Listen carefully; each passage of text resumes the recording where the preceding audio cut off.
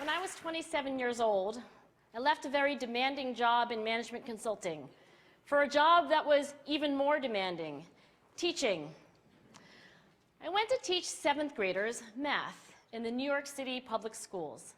And like any teacher, I made quizzes and tests, I gave out homework assignments. When the work came back, I calculated grades. What struck me was that IQ was not the only difference between my best and my worst students. Some of my strongest performers did not have stratospheric IQ scores. Some of my smartest kids weren't doing so well. And that got me thinking. The kinds of things you need to learn in 7th grade math, sure, they're hard. Ratios, decimals, the area of a parallelogram. But these concepts are not impossible. And I was firmly convinced that every one of my students could learn the material if they worked hard and long enough.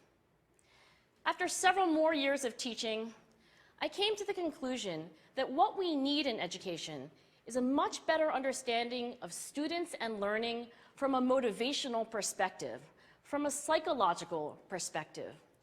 In education, the one thing we know how to measure best is IQ.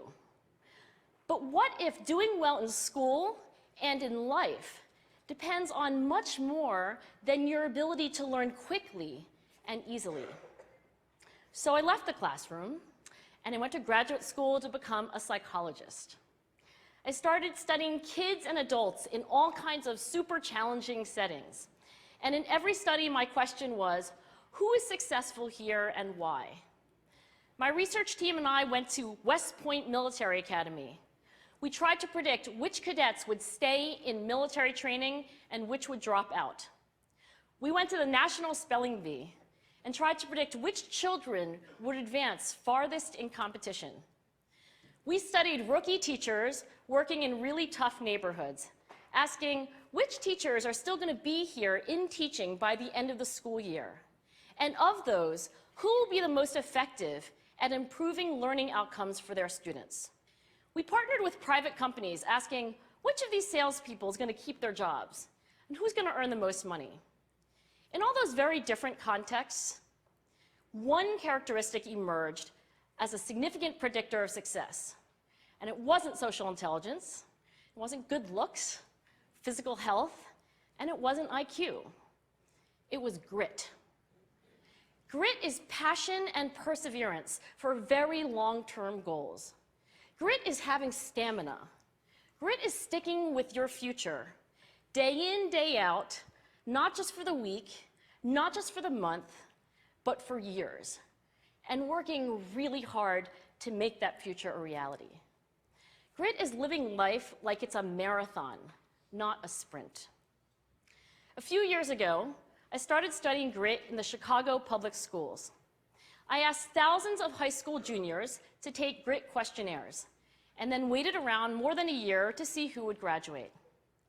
Turns out that grittier kids were significantly more likely to graduate, even when I matched them on every characteristic I could measure, things like family income, standardized achievement test scores, even how safe kids felt when they were at school.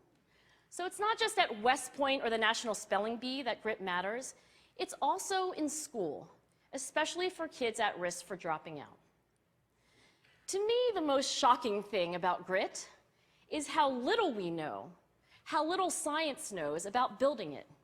Every day, parents and teachers ask me, how do I build grit in kids? What do I do to teach kids a solid work ethic? How do I keep them motivated for the long run? The honest answer is, I don't know. What I do know is that talent doesn't make you gritty. Our data show very clearly that there are many talented individuals who simply do not follow through on their commitments. In fact, in our data, grit is usually unrelated or even inversely related to measures of talent. So far, the best idea I've heard about building grit in kids is something called growth mindset. This is an idea developed at Stanford University by Carol Dweck, and it is the belief that the ability to learn is not fixed, that it can change with your effort. Dr. Dweck has shown that when kids read and learn about the brain and how it changes and grows in response to challenge, they're much more likely to persevere when they fail because they don't believe that failure is a permanent condition. So growth mindset is a great idea for building grit, but we need more.